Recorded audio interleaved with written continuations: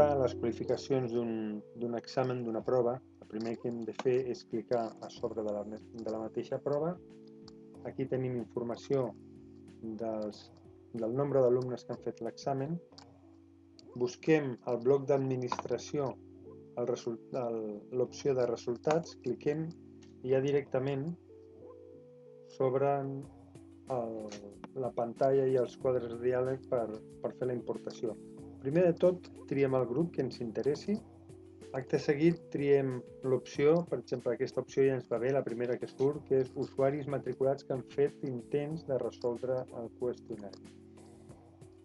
D'acord? Cliquem que mostri com a molt el primer intent.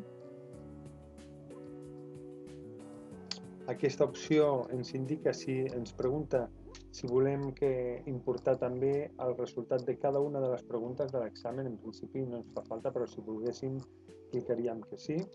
La següent opció és triar el format i aquí ja podem començar a veure com ens quedaria.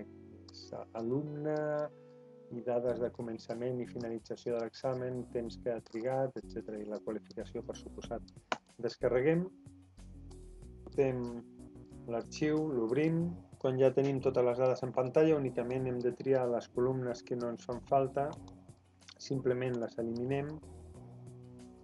Si cal, triem totes les qualificacions, ja que ens dona un petit error, convertim en número i ja tenim alumnes i la seva qualificació sobre 10.